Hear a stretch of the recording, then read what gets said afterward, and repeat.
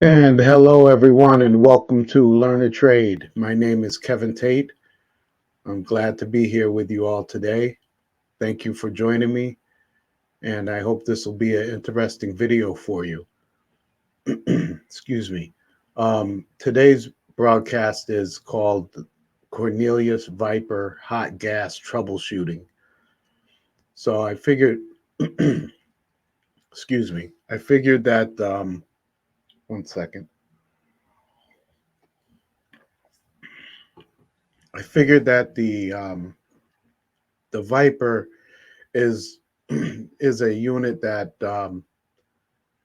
is kind of overlooked at times, and it can be a little confusing with troubleshooting this unit and also working on it. I know up in this area in the Northeast, it's very they're mainly in convenience stores that do not have pull-out counters.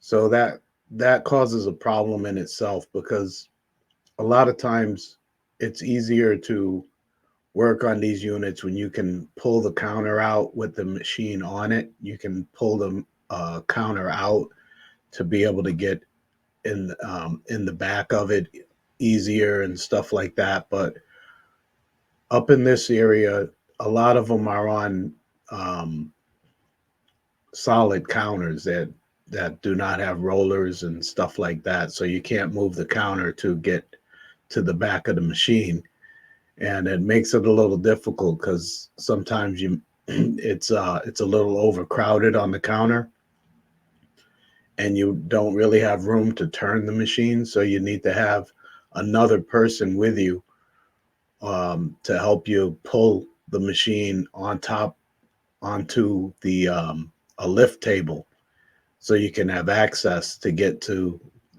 the things you need to get to. If you need to get to the water pump, which is in the rear center of the machine, or one of the expansion tanks, or anything like that that's in the back, you gotta have another person there with you, and sometimes that's not always possible. So they can be kind of difficult to work on. But I figured it would be a good thing to go through the hot gas era, which comes up often at times on these units, especially when you just install them. When you like, if you take it out to work on it or something like that, and then you reinstall it, that hot gas era code comes up time after time. So I thought that was a pretty common error that comes up, that this may help you get through those moments when working on these Cornelius Viper units. Let me just see if I could share this page with you. There we go. Hopefully you can see that pretty good. I can't really get it that much bigger yet, but let me just see if I can adjust it a little.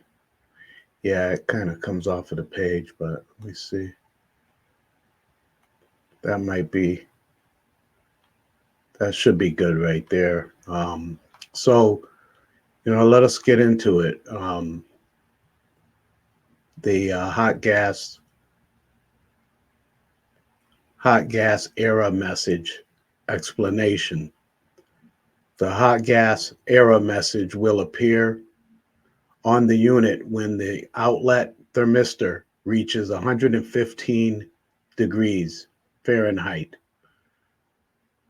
for more than 1 minute while the compressor is running. The built-in safety features will proceed to disable that individual barrel until that error message is addressed. So as you can see right in here, barrel number 1 has the hot gas error message. Number 2 and number 3 are fine, but number 1 has that hot gas error message. So that will remain up there, and that barrel will not freeze down correctly until this issue is resolved.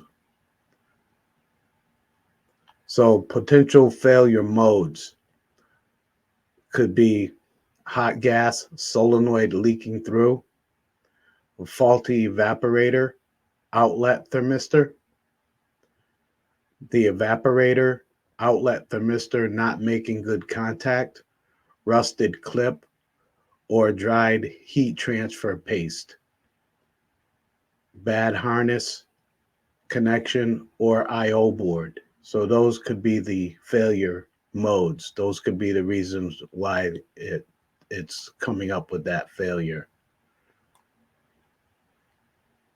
It's going to have to reduce it just a little. Yeah. Okay, recommended troubleshooting steps. Identify hot gas leak. With the barrels identified from error log, there are two methods to confirm leaking. One, defrost all barrels and then stop the refrigeration system. Shut it off. Use either method 1 or method 2 to diagnose and locate the leaking valve. A is method 1. Purge suspect barrels. So that would be, in this case, that would be barrel number 1. So you would purge barrel number 1.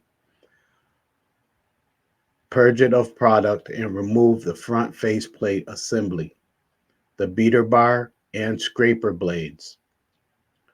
So you have the beater bar, and then on the side of that beater bar, you have the two white beater blades that click onto it.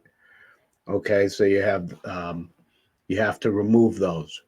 So you're going to have an empty barrel. That barrel is going to be totally empty. Next, turn on only the barrel with product and allow that barrel to refreeze. So you're going to turn that barrel on next to it, which would be barrel number 2. You turn barrel number 2 on, go ahead and let that freeze down. With refrigeration system running, carefully place your hand to the inside top rear of the empty non-running barrel. So that empty barrel number 1, you want to place your hand inside to the top rear of that barrel.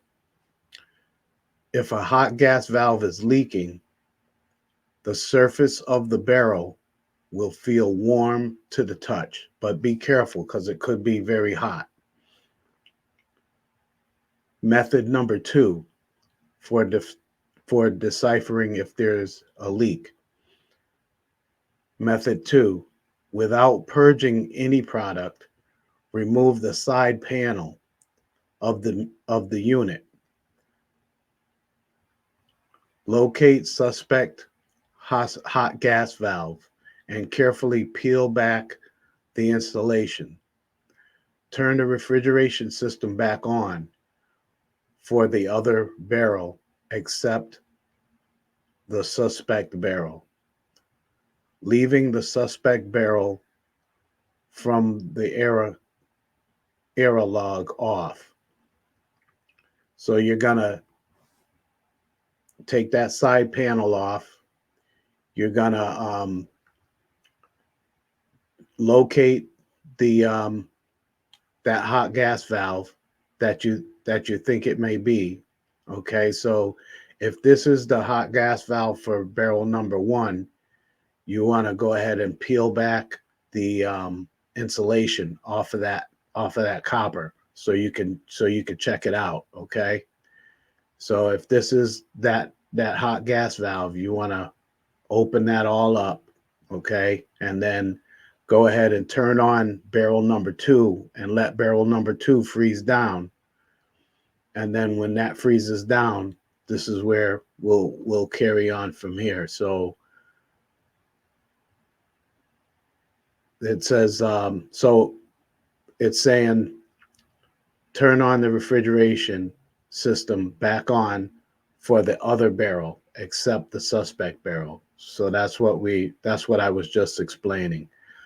Now, leaving the suspect barrel off, carefully place your hand on the copper tubing right around here between the hot gas valve and the evaporator foam pack. So the foam pack's down here, okay?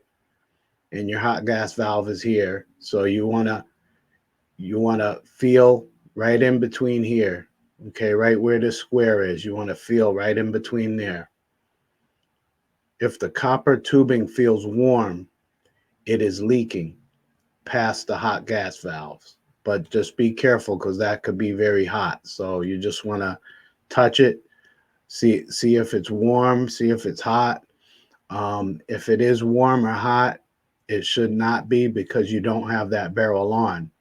So hopefully that is clear that you're not going to have that barrel number 1 on. You're going to have barrel number 2 on, which is, that's fine. So you know the refrigeration system is on, but you're still getting hot gas coming through this line, and it should not.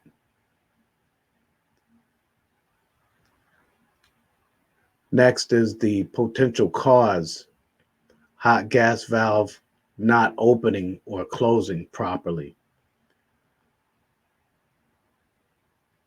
The identified leaking hot gas valve may have debris in the seat area as part of the sealed refrigeration system that is preventing it from operating properly.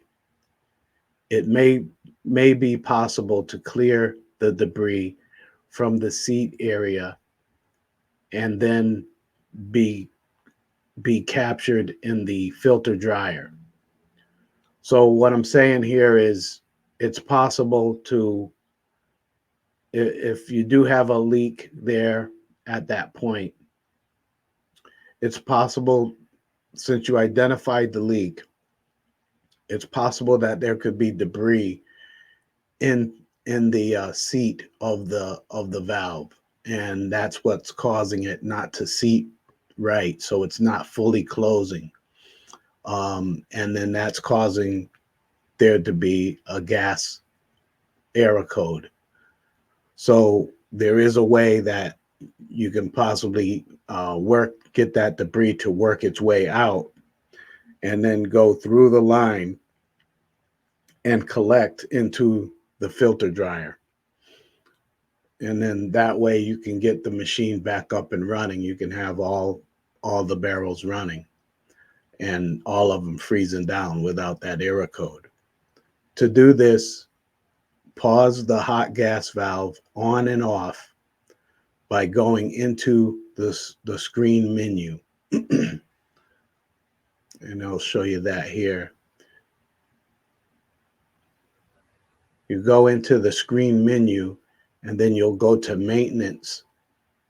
Click on the maintenance button, and then that'll bring you into manual diagnosis. And you'll click on manual diagnosis, and then you'll go to the hot gas solenoid, which you see right here. And you see it says on off. So what you'll do is you'll go ahead and click it on for about 10 to 15 seconds, okay? And then you'll click it off. Okay, so that's where we're at right here on number 3. Now cycle hot gas solenoid on for 10 to 15 seconds and then turn it off. Complete this 5 times. During this process, you will hear a click activation and refrigeration flowing through. Repeat this process if you have hot gas error messages on additional barrels. So if you have that error message on barrel 2 and barrel 3, you want to do the same thing with those barrels too.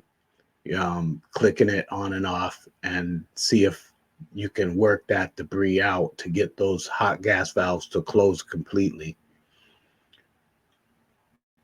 Okay, and then here is if error message was found in barrel 1, scroll down to hot gas valve number 1. So that's just explaining, because each barrel has a hot gas valve. So the next ones down will say hot gas valve number 2, and then further down it'll say hot gas valve number 3, and so on.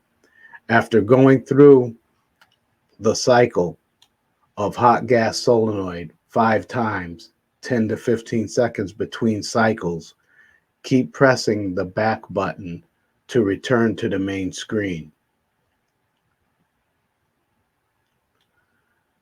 At the main screen, proceed to turn each barrel with product back on and close merchandiser door.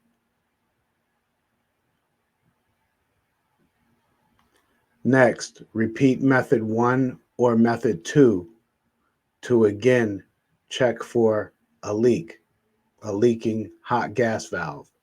So now you went back in the menu, and then you turned on, say, barrel 2 and 3. They still have product in them. So now you went back and you turned those 2 barrels back on, and you're going to let them go ahead and freeze down. So now you want to go back to either method 1 or method 2.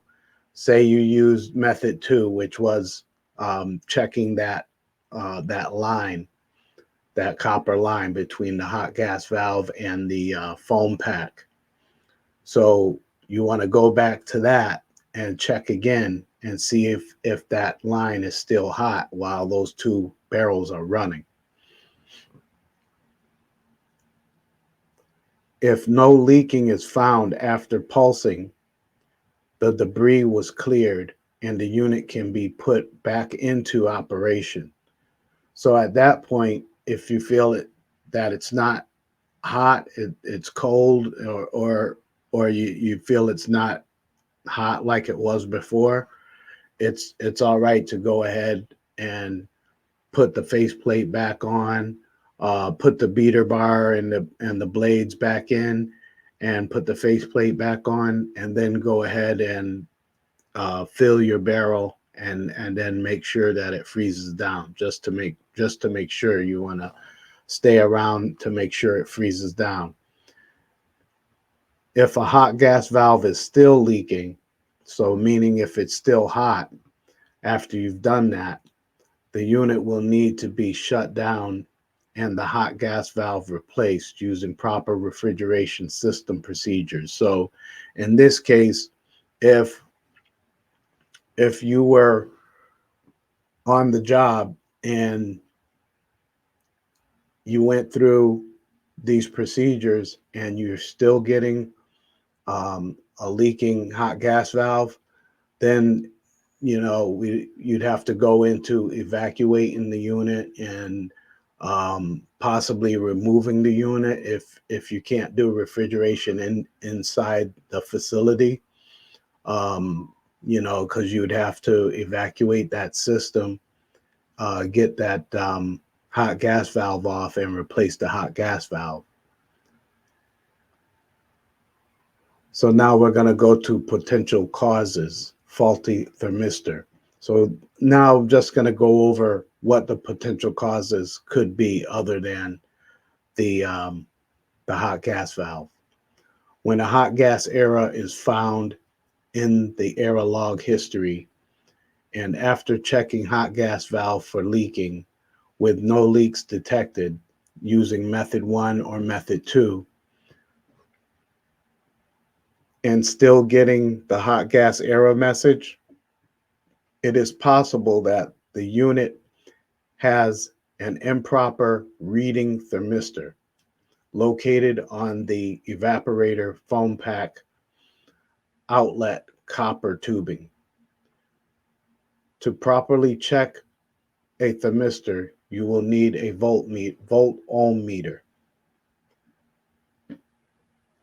And here is where your thermistor will be located. You see this is the foam pack area right down here, and this is your copper tube going up like this. It's on your outlet side. So that's your thermistor right there. So this is what you're going to want to check.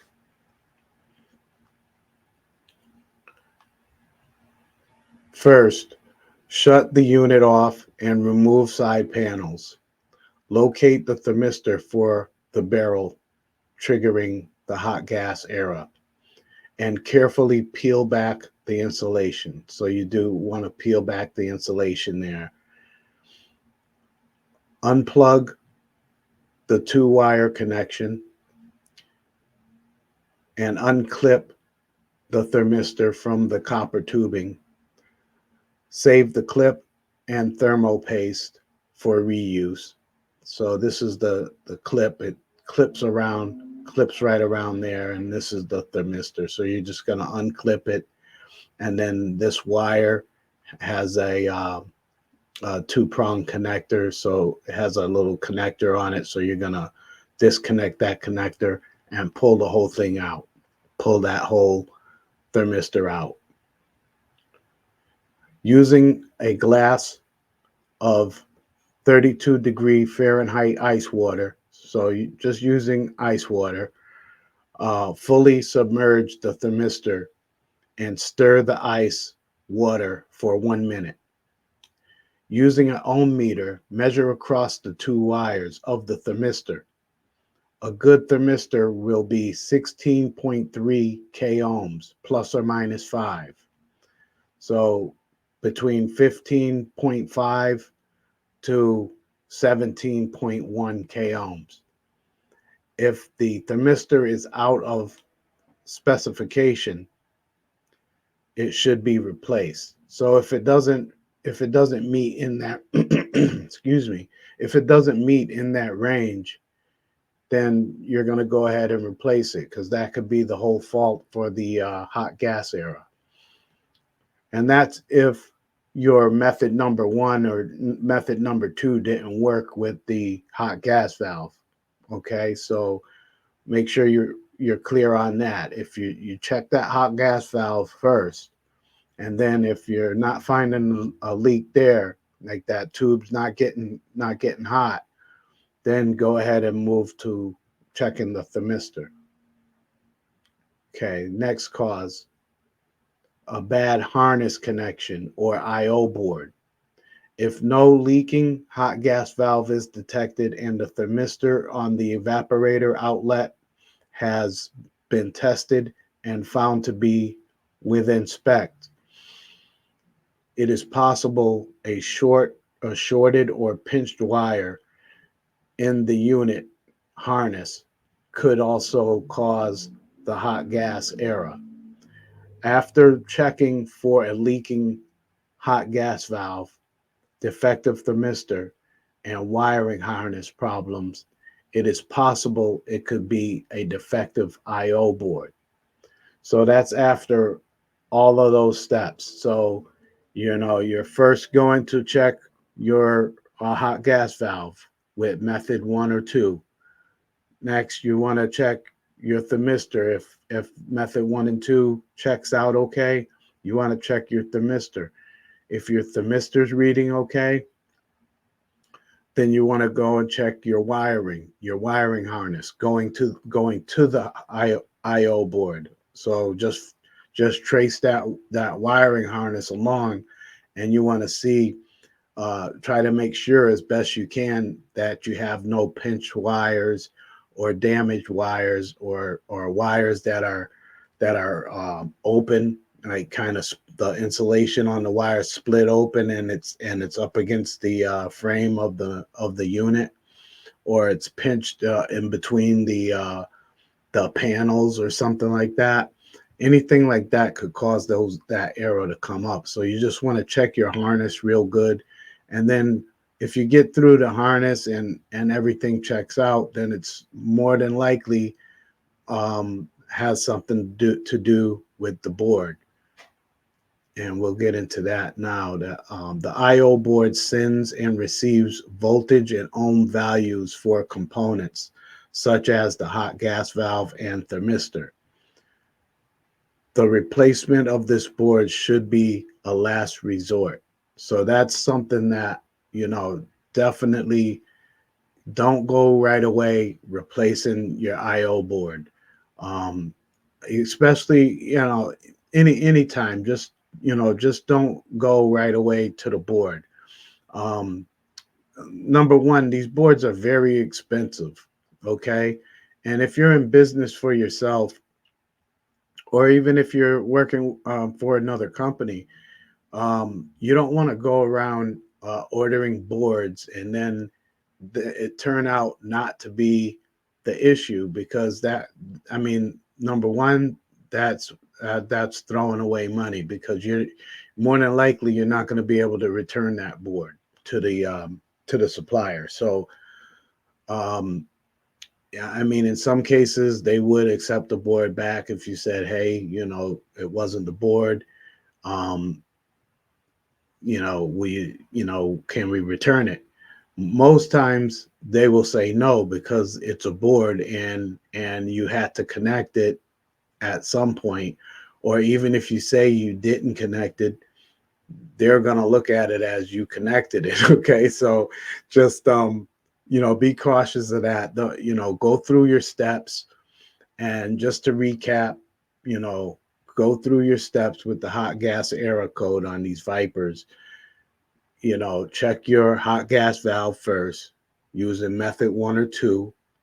Okay. Um, if nothing's found there, go ahead and move to your thermistor. You know, pull that thermistor out, put it in a cup of ice water, put the sensor in the cup of ice water, and test your wires with your volt ohm meter, and you should get between 15 to 17 ohms. Okay. If it's not that, if that checks out, then check your wiring harness all the way up to the board. Check your wiring harness up to that IO board. And if all else, if everything checks out like that, then you can go ahead and look into getting the board, you know. And down here, I have put if the problem persists, please contact Cornelius customer service. They can be very helpful, and this is their number right here. It's 1-800 and then also their QR code is down here too. If you want to just hit that, then you can be able to reach out to them. And even if it got down to the point where you had to order the board, you could give them a call, or you could scan the QR code, and look up the board and find out, what the cost is, or the part number, and then what the cost is. Or you can call them and then ask them about it, and they may, more than likely, they'll ask you those questions prior to letting you get the board. They'll probably ask you, have you checked the um, hot gas valve? Did you check the lines, see if they were hot? They're going to probably ask you about, did you do those steps, method 1 and method 2? Did you check the thermistor? They're probably going to walk you through all of that, before they go ahead and give you the number for that IO board. And it's just something that's helpful, because like I said, these boards get expensive, so you don't want to really um, go there right away. All right, so that's all I have for now, everyone. I hope this was helpful. I'm not sure on where a lot of you are at as far as working on the Vipers and stuff like that, but they are in a lot of the stores in my area, at least. I'm not too sure about other areas, but I know they are in my area in the Northeast. Um, they're in Speedway stores. They're in some of the old older 7-Eleven stores that used to be different franchise until 7-Eleven bought them out, and then they ended up, becoming a 7-Eleven store, but they still have um, this type of equipment. They still have Cornelius equipment in their sites. So I think this will be helpful to you with that, and also help you get through the menus and stuff like that too. Excuse me. Yeah. So I mean, let me know in comments and stuff too if you